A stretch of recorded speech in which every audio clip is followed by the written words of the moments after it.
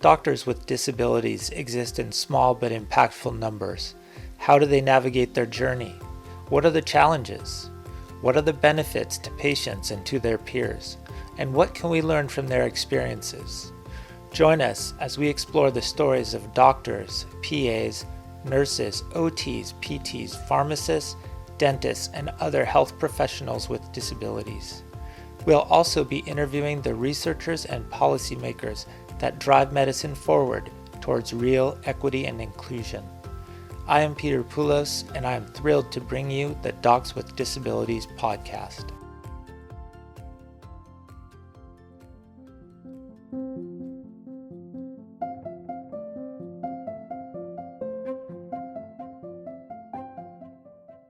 Hello, and welcome back to the Docs with Disabilities podcast. In this episode, Dr. Poullos is joined by Dr. Lisa Iezzoni to discuss her upcoming book titled Making Their Days Happen: Paid Personal Assistance Services Supporting People with Disability Living in Their Homes and Communities. Dr. Iezzoni is a professor of medicine at Harvard Medical School and a medical researcher primarily known for her work on health disparities among people with disabilities. Dr. Iezzoni first appeared on the Docs with Disabilities podcast last September, where she and Dr. Meeks discussed medical education's hidden curriculum, strategies to improve care for individuals with disabilities, and Dr. Iezzoni's advice for medical education faculty members and learners with disabilities. If you have not yet listened to that interview, we strongly encourage you to do so. In this episode, we focus more specifically on Dr. Iezzoni's recent book and the intricacies of paid personal assistance services in the United States. We begin with an introduction from Dr. Iezzoni. My name is Lisa Iezzoni. I'm a professor of medicine at Harvard Medical School and based at the Massachusetts General Hospital. I've been working primarily around disability disparities for about 20 plus years at this point. And this book is really my first public foray into looking at long-term services and supports for people with disability. I want to talk about caregivers, both to inform our listeners with disabilities who may have them, as well as physicians or other healthcare providers who will interact with patients that have them. Really want to drill down into the nuts and bolts of how to find and keep caregivers, and especially the emotions of those with disabilities towards living at home independently. And I should also say this podcast might be a little bit different because I'm going to interject some of my own personal thoughts and anecdotes about the last 19 years of my life dealing with caregivers. So maybe just as a first question, you can give a brief synopsis of the book for those who have not read it. So the book, again, is about paid personal assistance services. And I, very early in the book, actually in the first chapter, define terms. And I do not use the word caregiver in the book for the relationships that I'm talking about, because the book is about professional people or paraprofessional people, depending on how you might want to parse that, who are paid to provide supportive services within the home for people with disability. And the book basically also tries to use stories to explicate the very, very complex policy setting within which this occurs. And it's not just payment policies, but it's also labor policies and kind of other types of policies like Nurse Practice Act policies that really kind of circle around this relationship that is happening in the home, where the workplace is the consumer's home, it's the consumer's bedroom, their bathroom, their kitchen. And yet, the Occupational Safety and Health Administration doesn't come into the consumer's bathroom, kitchen, and bedroom. So there's just a lot of complexities. And so I tried to use stories from 21 consumers who I interviewed and 20 personal care assistants who I interviewed to try to describe the implications of these kind of regulatory frameworks and cost frameworks, as well as just the interpersonal dynamics of this relationship. I have to say, in reading the book, and I told you this already, I felt like I was reading about my own life. The stories are really wonderful as a way to explain these relationships. But I feel like almost all of the stories that you told are things that I have personally experienced. So it was very meaningful for me, just hearing about other people's experience and the commonalities that we share, because these relationships are quite complicated. So let's just start with some definitions. What is PAS and what is PCA? And why don't you like caregiver? Let me just say that the language around this actually differs regionally. And the acronyms themselves differ regionally as well. So, for example, in Massachusetts, people use the phrase PCA or the acronym PCA for personal care attendant rather than personal care assistant. And I view attendant as kind of having a paternalistic sort of sound to it. So that's why at the end of the first chapter of the book, I basically define terms because these terms are used regionally, but the basic bottom line is what I'm talking about are people who are paid to provide supports for activities of daily living, feeding, bathing, dressing, toileting, basic mobility, or instrumental activities of daily living, which are the usual kind of cooking and moderate housework and buying groceries and that kind of thing. So the reason that I actually chose to use the phrase personal assistant in the book was based on a quote that I had from somebody, and I used pseudonyms for everybody, with the exception of Michael, my friend Michael, who allowed me to use his actual name in the book. But I think it was Natalie who said, look, these people are not caring for me. I mean, they care for me in the sense that two human beings who interact a lot care for each other, but they're not caring for me in the sense that they have a familial or romantic or other kind of friendship relationship.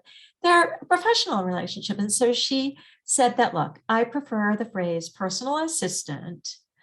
Although, I'm okay with whatever you want to call it, just so long as we understand what we're talking about. So that's the basic bottom line, that people will call this different things just so long as we all understand what we're talking about. Yeah, I like PCA with assistant as the A also. Attendant does sound very paternalistic, like somebody needs to be with you every second so you don't hurt To yourself. attend you, right? Yes, Exactly. to attend to you. I also like assistant, although caregiver was a word or is a word that people have used from the very beginning, and I've always been uncomfortable with it, and I never really understood why, but now I do, why that word makes me uncomfortable.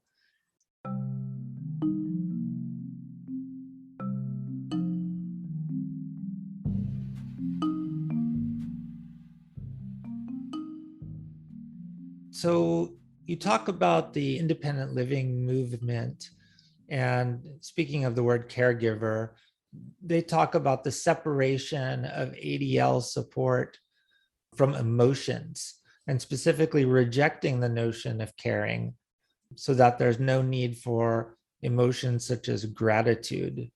That really resonates with me because one gets gratitude fatigue, like constantly thanking people for doing things for you. So let's talk about the rejection of the notion of caring and the lack of a need for emotions. Well, let me just reframe that a little bit, Peter, because this goes back to the pioneers of the independent living movement. Basically, these were people with disability in England. And by the way, in England, people often like to use identity first language. So, disabled people in England who came up with this idea of let's hire people to provide services to us, and this will be a transactional relationship. They will be working for us. We will tell them what to do, and then we will pay them. And therefore, we don't really have to have some sort of emotional connection where there is a sense of gratitude where you say, please, could you do this for me? No, it's do this for me. However, even these pioneers from the independent living movement figured out pretty quickly that the dynamics and the intimacy, as I said, in the bedrooms, bathrooms, kitchens, it really is not conducive to having a completely unemotional relationship, because you actually, within the relationship, both people have to have a sense of emotional safety, because there is a potential for abuse, frankly, on both sides. As I said in the book, 1 in 4 personal care assistants or personal assistants are immigrants and may work in the gray market where they're not part of an agency, not paid for by Medicaid. And so they've made a private relationship with the consumer to pay them for providing these services. And these people are at risk of exploitation, especially if they're undocumented. And so you hear horrific stories about people being paid just even less than the really tiny minimal wage that a lot of PCAs earn these days. So you have the potential for workers being abused, but you also have the potential of workers abusing the person with a disability.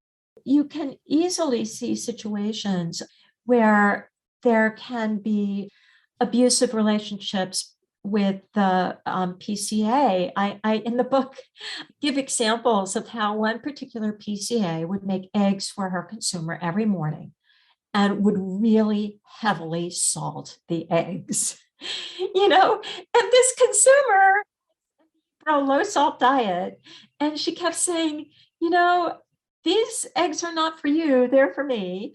And the PCA would say, I like a lot of salt on my eggs. And the consumer would say, but I can't have salt.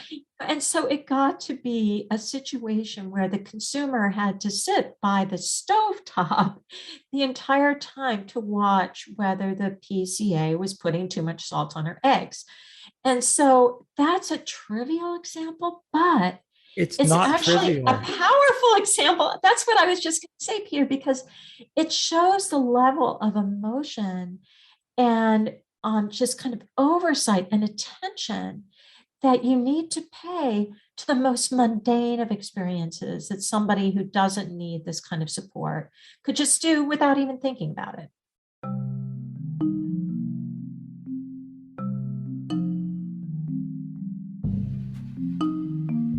In the next section, Dr. Iezzoni explains more about the day-to-day lives of individuals who rely on PCAs. Listen or read along as she describes the fear of losing access to paid personal assistance services and how inadequate access to PAS impacted Michael, one of Dr. Iezzoni's friends. Among the people that I talked to, they were terrified of having somebody walk out, because you may have some backups, like you have this other person, and maybe your wife might be available for some certain things. But if some people don't have anybody else to help them, they would be afraid of outright firing their PCA, even if they'd seen their PCA stealing things out of their house. And virtually every person who I spoke to said, having thefts is just part of having a PCA. It's just part of the experience. Some of the people that I spoke to had had literally dozens and dozens of PCAs over the years. And many of them viewed it very much as these are low-wage workers who don't have much. And so if they steal pork chops out of the freezer, that's what they do. There was one consumer who I interviewed who said the PCA was standing there with a bag of dog food that she was stealing and was denying that she was stealing it. And I said, look, I'm happy to buy dog food for you. Just tell me. But she was afraid of firing her because she wouldn't have somebody there tomorrow to do what she needed to have done. So that can be very complicated. But I do want to underscore that, in most situations, it's not an abusive relationship, but it can be very, very complicated, and one that you have to navigate carefully in terms of emotional issues. One of the reasons that people told me that they took these jobs is because they like the flexibility. If their kid was sick, they could stay home with their kid and just not show up for their job. Well, what are you going to do if your PCA doesn't show up that day? These were mostly agency PCAs who said, the agency will send somebody else. But my friend Michael this past weekend didn't get a shower on Saturday or Sunday because the agency didn't send the PCA.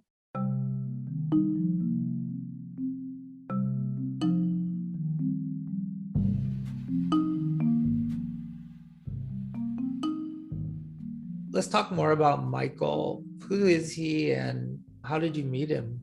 I dedicate the book to Michael and to Nalita, who is a Haitian immigrant and his longest serving PCA, who I met a few months after I met Michael. So I met Michael the day my scooter died, October 29th, 2009.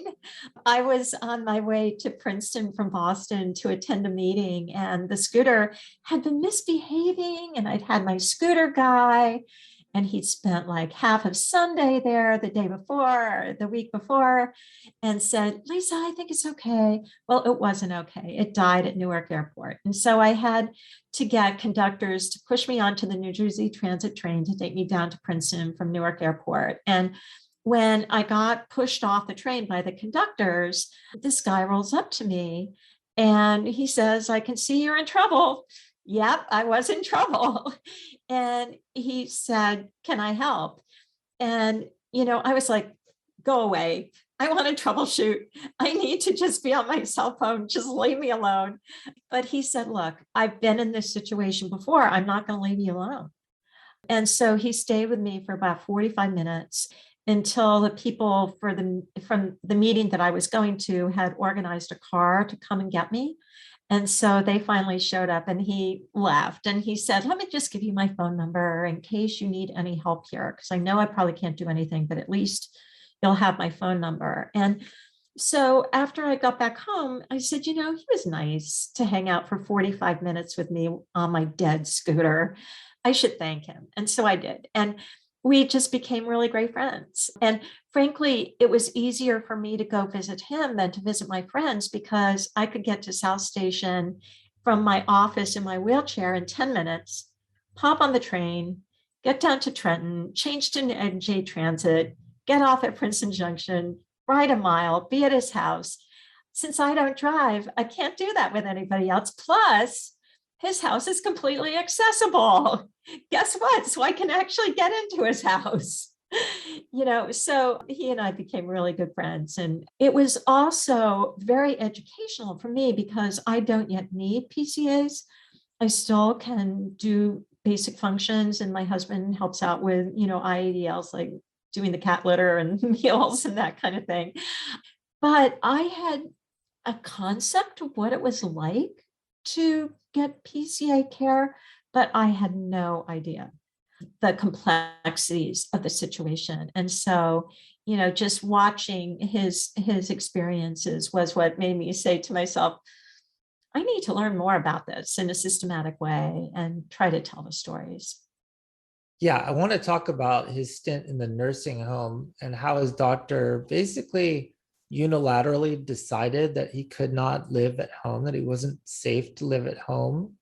Okay, first of all, I need to say that Michael had, when he got divorced and had to move into a new home, bought a small, modest home, but he went to Disability Expo before he moved in, and he learned about all these great products, like this lift device that was ceiling mounted that could be put into his bedroom and his bathroom that could assist him and also assist his personal care assistants.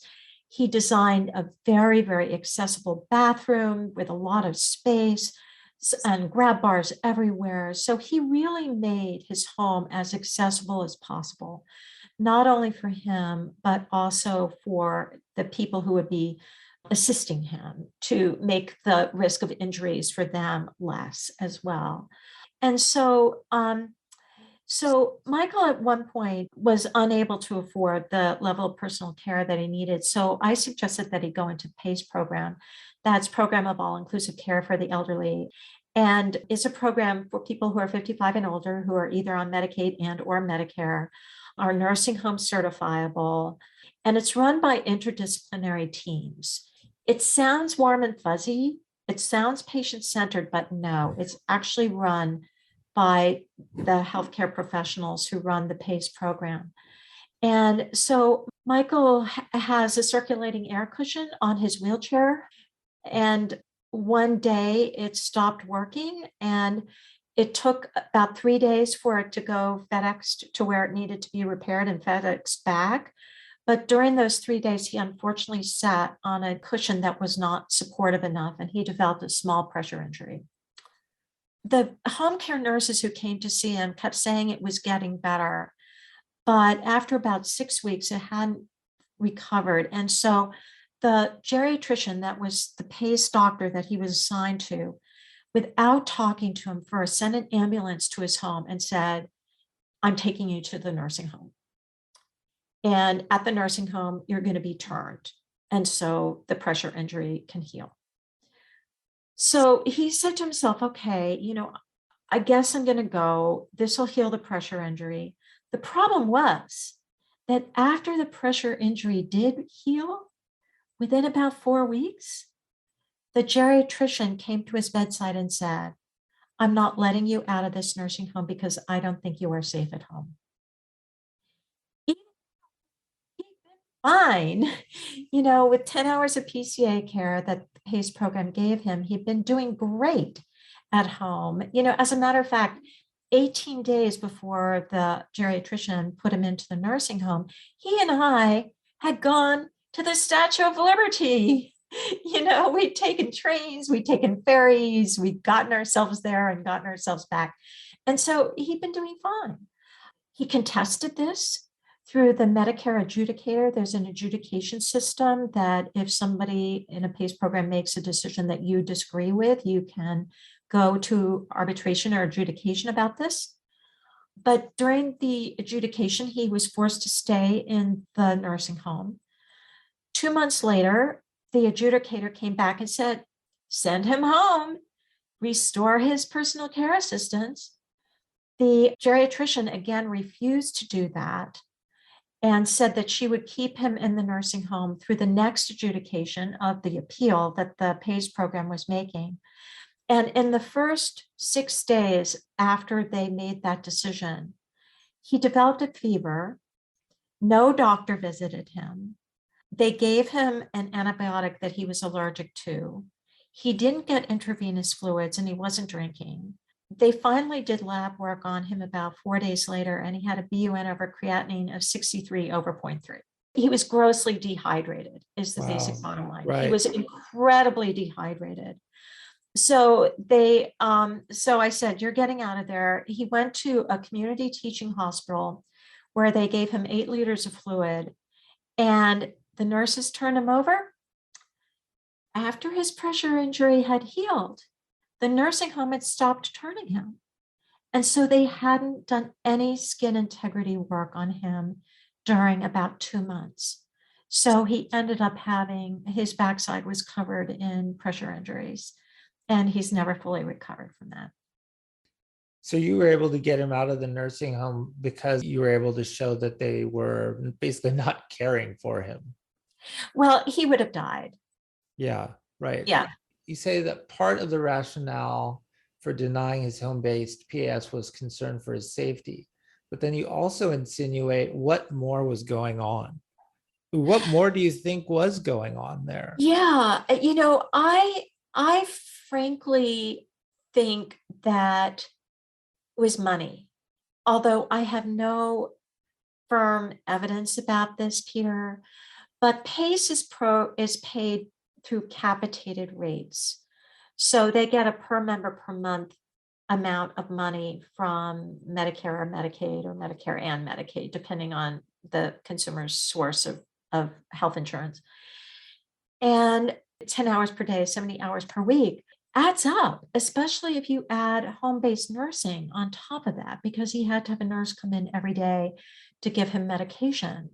In fact, towards the end of my book, I calculate what the cost might be of a nursing home compared to personal care assistants. A lot of people say that keeping people at home is less expensive than a nursing home, but not if you're putting people in nursing homes and insisting that they are in double rooms, which is what Medicaid does, and you send them to poor quality nursing homes.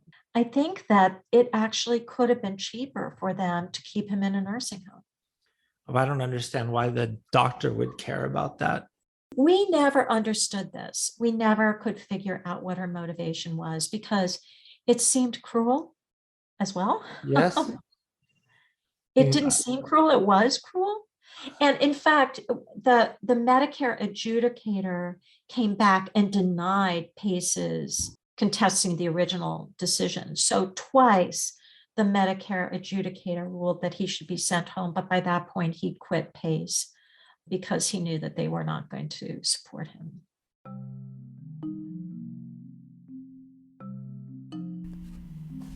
In the next section, Dr. Poullos and Dr. Iezzoni discuss the concept of dignity of risk. Listen or read along as they explain what dignity of risk means and how it relates to Michael's experience and the rights of people with disabilities more broadly.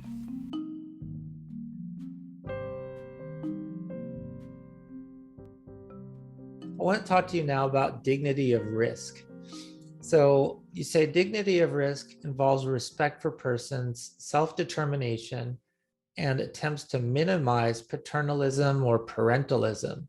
If you combine common dictionary definitions of dignity and risk, they help you understand the term as conveying that individuals are worthy of honor and respect, even when they make decisions that may increase the possibility that something bad or unpleasant will happen to them. If they have decision-making capacity, and certainly there are going to be people with dementia, Alzheimer's disease, other forms of organic brain syndromes, and so on, who are not going to be able to evaluate risks for themselves and balance risks against the benefits as they see them.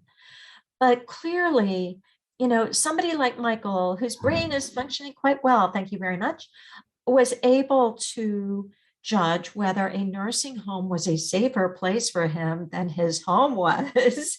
We have really great evidence that the nursing home was not a safe place for him.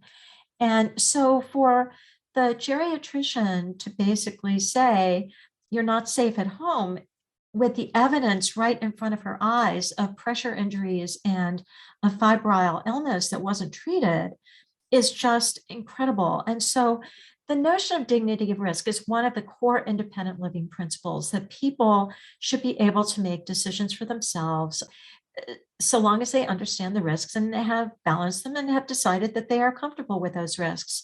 Now, there might be situations where people should not be allowed to make those decisions independently.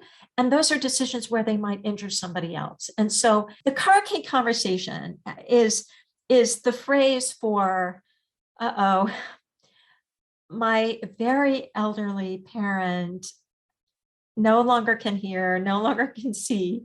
It probably would not be safe for that individual to be out driving anymore. And so you have to somehow figure out how to get the car keys away from that person. It's a situation that children usually of older adults, because this usually is kids in their 50s of parents who are now in their 80s or late 80s or 90s, trying to make the decision because their parent could not only injure themselves in the car, but could also injure somebody else. In a situation where somebody is at risk of injuring somebody else, certainly giving them the opportunity to injure somebody else is not really considered good form. But if all they're going to be injuring is themselves by staying at home, if under the hypothesis that staying at home is less safe than going into a nursing home, then that should be their decision.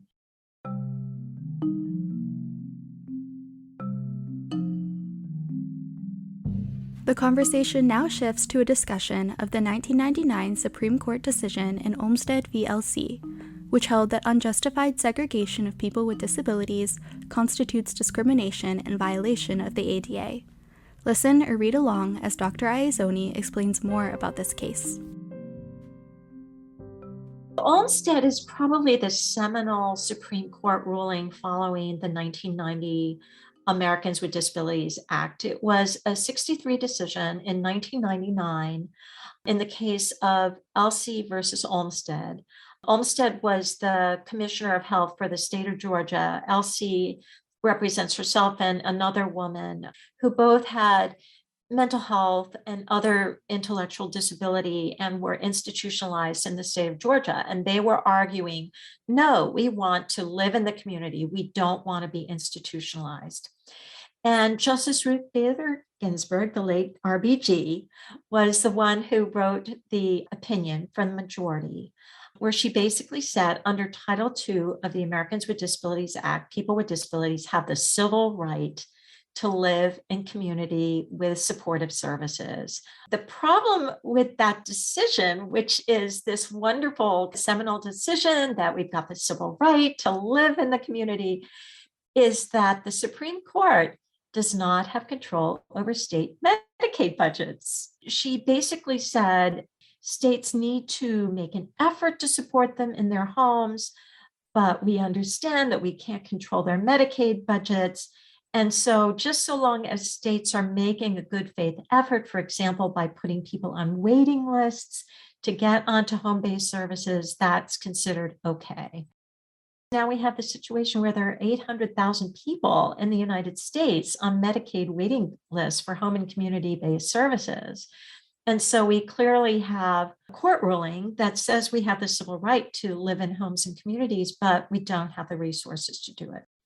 You're saying that there are 800,000 people in the country right now who want to be living at home, but who cannot? Who have requested or who have qualified for home and community-based services under Medicaid, but cannot get them because they are on waiting lists. So those people are either at home without support or in nursing homes. That's correct. That's correct. Mm-hmm. What are the politics of disability right now? Like, what are current assaults to independent living, and what are efforts to shore them up? I don't see any reason why Olmstead should go away. What we're talking about in Olmstead is the slice of the public that is covered by Medicaid. Because again, Olmstead was it was Title II public funds, so it was in the context of public services. It has nothing to do with all the people who have to pay privately for personal care assistance because they aren't on Medicaid. So when we're talking about Medicaid, you can see the politics right away. We know that part of the Affordable Care Act to cover the American population was expanding Medicaid. And we know that there were a bunch of states, including some big ones like Texas, that never expanded Medicaid. And so there are people out there who need services but can't get them because their states never expanded Medicaid. And then the other thing is that states differ dramatically from state to state in what authorities they use under Medicaid's waiver and other authorities to cover home and community-based services. There's just this complex alphabet soup of different types of authorities that can be used to fund home and community-based services under Medicaid. And states just vary a lot. And so when you say politics, it's more state politics.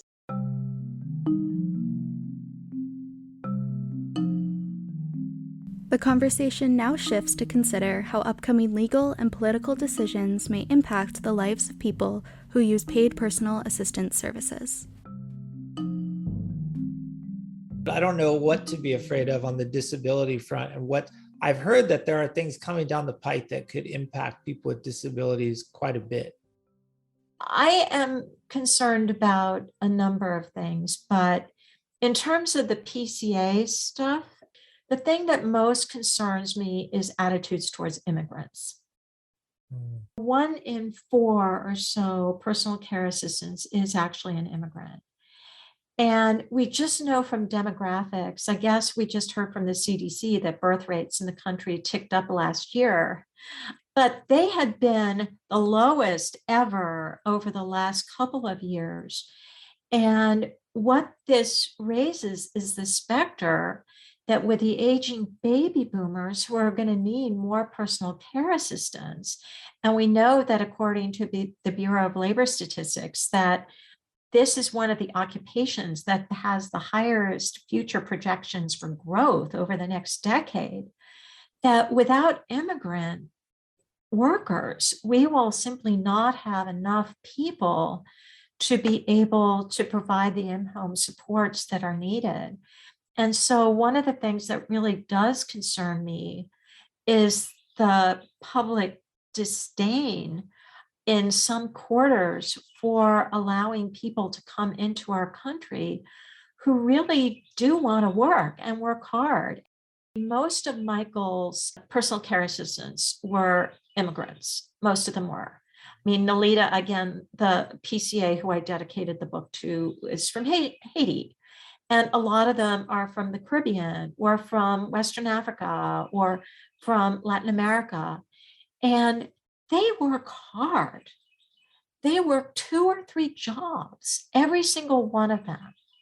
In terms of politics and things that concern me, this is something that really does concern me because we have a growing gap between the need for these services and the workforce available to provide these services.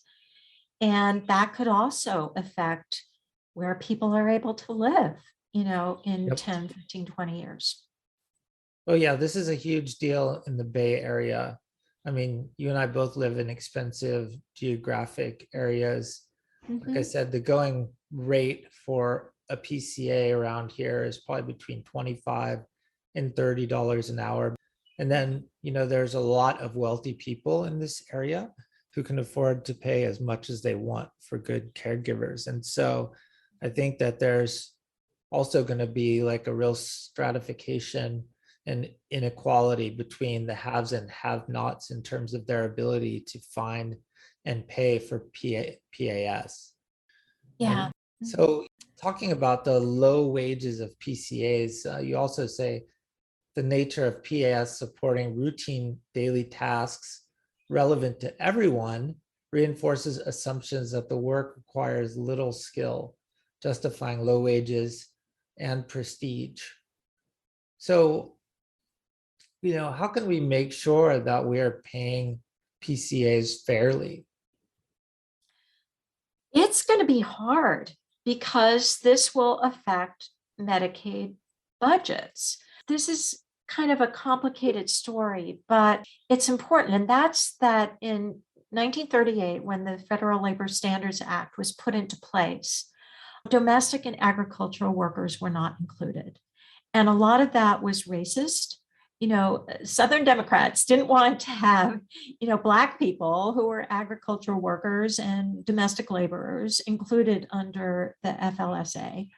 And then in 1974, when they did the revisions to the FLSA, the Federal Labor Standards Act, they explicitly excluded something that they called companionship services. And that was where personal care assistance was housed. So personal care assistants, according to FLSA, were considered companionship services.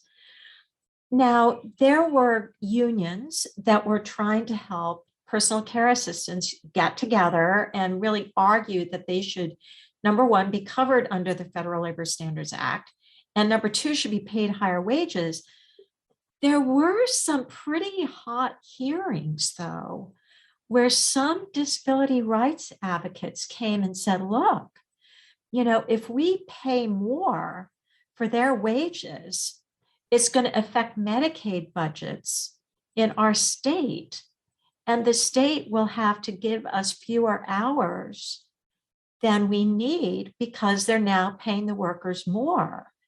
And so there were, in fact, some disability rights advocates who argued against the higher wages because they were concerned about what it would do to the Medicaid budgets and that they would get fewer services because of that. PCAs finally did get coverage under the Federal Labor Standards Act. It was continued through the Supreme Court, and there were complicated rulings and so on, but I think it was 2016 that they finally got the final ruling, and then it took a few years for it to take effect. But that has not actually meant that workers have gotten living wages, because under the Federal Labor Standards Act, they can't work more than 40 hours a week without getting paid overtime. Agencies don't want to pay overtime. Medicaid doesn't want to pay overtime. And so a lot of the workers that I interviewed who are agency workers were working for more than one agency, so they wouldn't go over the 40 hours for a single agency. Wow, that's really interesting. The conflict between wanting to treat people fairly and wanting to get your needs met. So, how do people with disabilities keep good PCAs? You talk about creating win-win situations. What do you mean by that? And how does that affect relationships between consumers and their PCAs? Mm-hmm. Well, so you have to distinguish between agency-directed PCAs and consumer-directed PCAs. These are two different models of PCA services. One in which the agency hires and manages and oversees the personal care assistant, and the other in which the consumer hires and oversees the personal care assistant.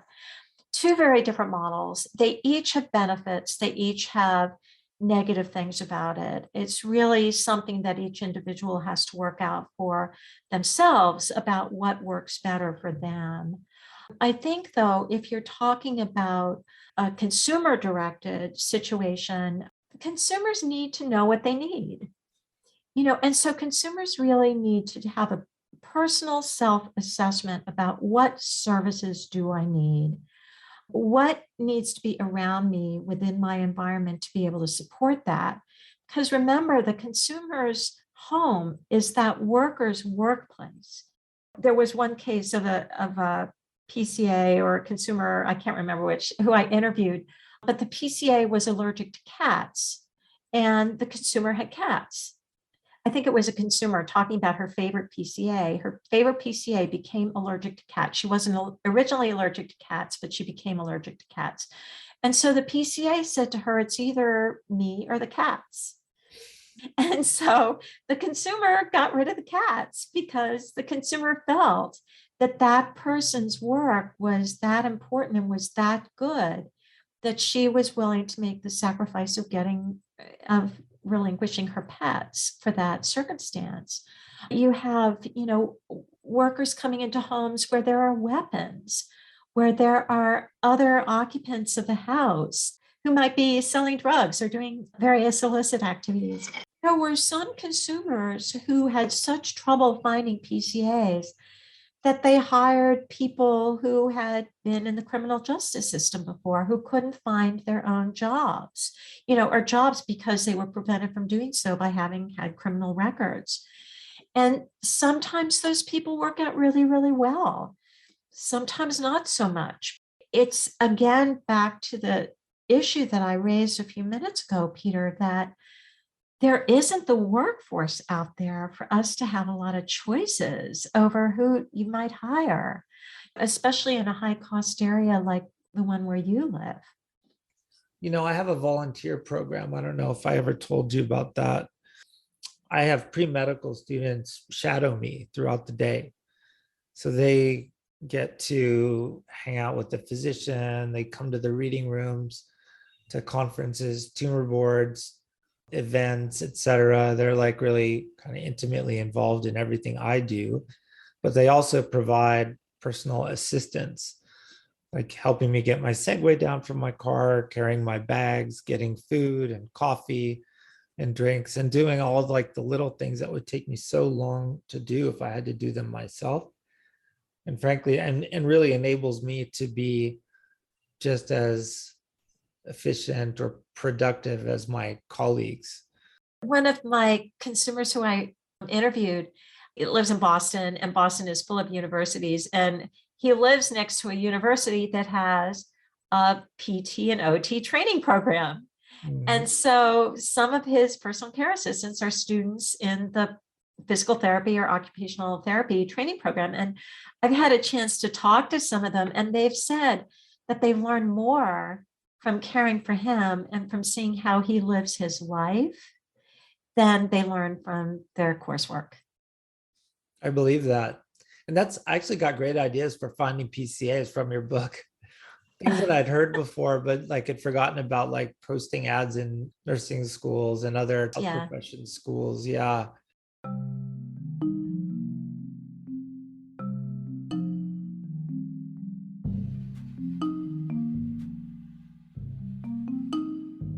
In this final section, Dr. Poullos and Dr. Iezzoni consider some of the challenges of using PCAs in a professional environment. Listen or read along as they discuss the balance between communicating one's needs and maintaining privacy in a working environment.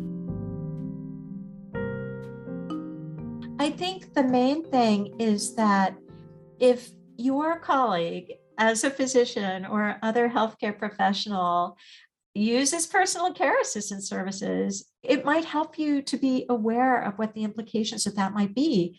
They might not show up someday because their PCA has not been able to come by that morning for whatever reason. And one of the things that I learned early on is that people who need PCA care, often they cannot really start their days until say 9:30 or 10 in the morning, because they need to have their PCAs come in and do the various feeding, bathing, dressing, toileting kind of activities that need to be done. And so just being aware of what's behind that curtain of the invisible activities that somebody needs to go through on a daily basis just to live their life. They're not asking for pity. They're not asking for people to feel sorry for them in any way. It's just a practical thing. And so just being aware of those needs and the fact that sometimes the system that's in place to support those needs might come apart. That is such a good point and applies directly to me also. Thank God we've developed the ability to work from home. So the other day when my caregiver didn't show up, I was still able to get out of my bed and go to my workstation and do my work, which is like a godsend, because otherwise, like you said, we'll just be laying in bed waiting for them to come. Or my wife definitely pitches into my care, because we don't have caregivers every hour of the day. We need some privacy, and she'd rather deal with a little bit of caregiving than have people around 24/7. That's a whole other conversation about family dynamics and getting care from loved ones. But that, has been, I can't imagine not having that and being completely reliant on paid caregivers, because it's such a difficult situation. So I would say, like, how do we change attitudes towards professionals with disabilities, keeping in mind the situations that are often out of their control?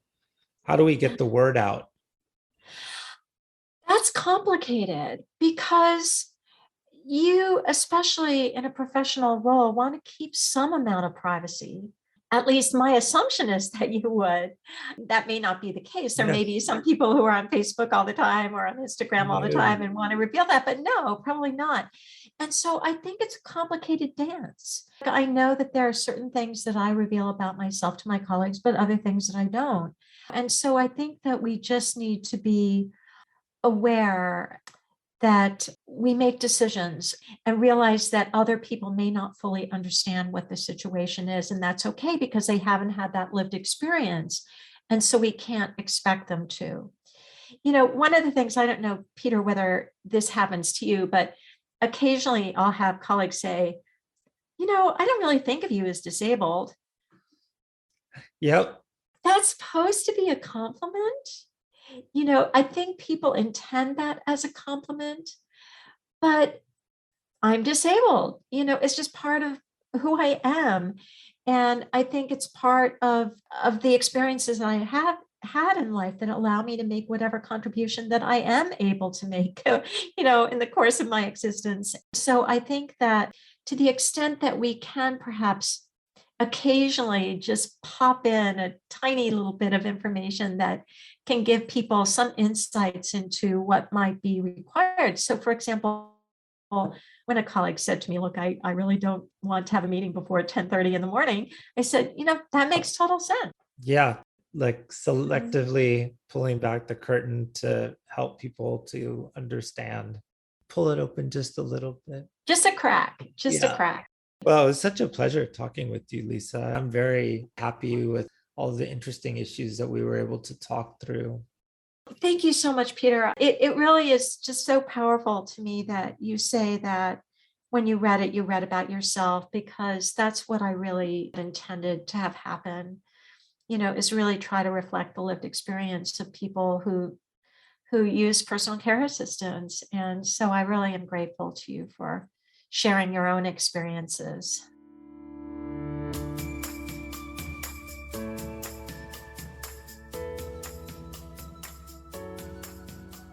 To our guest, Dr. Iezzoni, thank you so much for joining us for this episode and sharing your expertise and stories about paid personal assistance services.